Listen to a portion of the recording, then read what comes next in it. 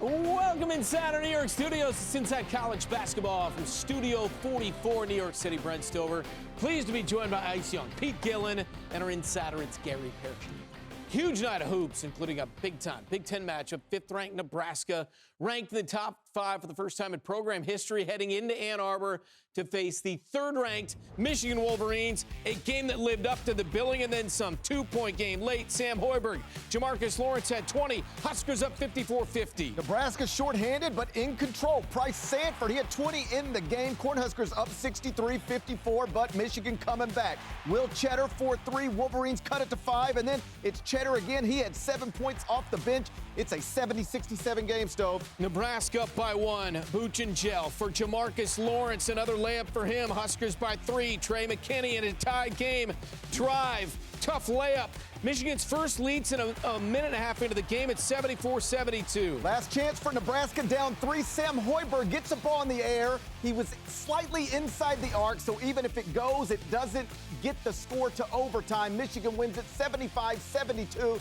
The Cornhuskers take the first loss of the season. And they were outscored over the last 5:30, 10-2. Michigan, meantime, tied for the best 20-game start in their school's history at 18-2. Huskers now 1-37 on the road against AP top 5 teams all time. Still, though, a sensational game. 7th-ranked Michigan State at Rutgers. After being down 12 in the second half, Jeremy Fears and company come all the way back and won, tied at 67. Yeah, Rutgers would take the lead after their free throws, and it's Divine Ugo Chukwu who knocks down the corner triple.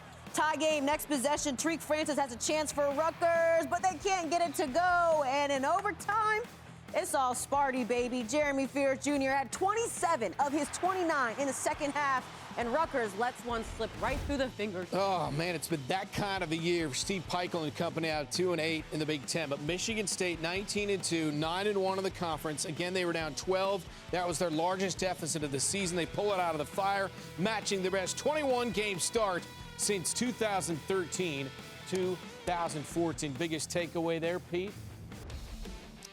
Purdue taking on Indiana. Nick Dorn has it. Step back, nails the 3. Hoosiers up 11, Pete, in the second half. Braden Smith, the little general, goes behind the back. Boom. Way downtown, Braden Smith buries the 3. Boilermakers down 7. Here he is, the little general again. Comes off a ball screen. Lays it himself all the way coast to coast. Boilermakers down 2. Tucker DeVries, the coach's son, knocks it down to Connor Enright. Hits it from deep. Bang. Indiana wins 72-67. Indiana's won 4 of the last 5 meetings at home against Purdue. Purdue lost 3 straight after starting 17-1 this year. So now they're 7-3 in the Big Ten, while the Hoosiers get to 5-5. Lamar Wilkerson leads the way with 19. Dorn 18. Tucker DeVries, some clutch shots. But, Pete, let's circle back to Michigan State.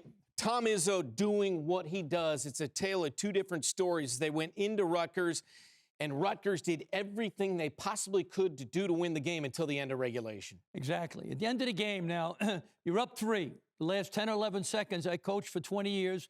All right, 9 times we foul. Okay, you know what we did? We practiced fouling. Every 1.5, go for the ball. Don't deliberate, don't hit him, don't foul a jump shooter. And we won every time. We were 9-0. One time we didn't do it. Providence at Notre Dame, I didn't tell everybody, my fault. Notre Dame hits a shot, tie, overtime, bada bing, bada bing. They threw me in a coffin. So the bottom line, the lesson is, listen, you have to foul up 3. Percentages, all the bookies know, and it happened twice. Virginia against Notre Dame. Notre Dame didn't foul in the last 10, 11 seconds.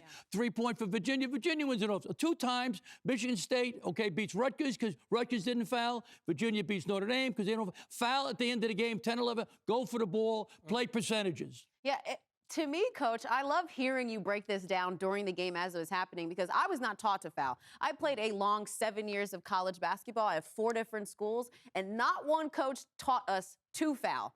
When to foul, how to foul. That just was not a part of the strategy. What they believed in was not stopping the clock and not giving up easy shots or free shots, so to speak. So I think it's interesting, but I completely agree with you in those 2 games, especially Rutgers, my Jersey guys, they should have fouled. It takes courage to foul. It takes courage to foul. I can tell you that in the year 2026, college basketball teams do practice this a lot. And now it's a certain sliding scale, how many seconds left, where are you on the court, but Coach is right. Most people are going to foul in that situation up 3. Back to Michigan, Nebraska. What a game. And The Cornhuskers, Ice, we talked about it earlier in the night, they're down 2 of their top 3 scores. They're double-digit underdogs, undefeated, but not expected to put up a big fight in Ann Arbor, and yet they're in it till the final buzzer. I said it earlier, I think Nebraska probably has more believers at 20-1 after the performance it showed in this one than it had at 20-0 before this game was played. Nebraska's for real. They can win the Big Ten. I think they're one of the most dangerous teams in the country right now. Certainly, especially missed with illness. Rienk Mast, their big man, and that showed up especially late in that game.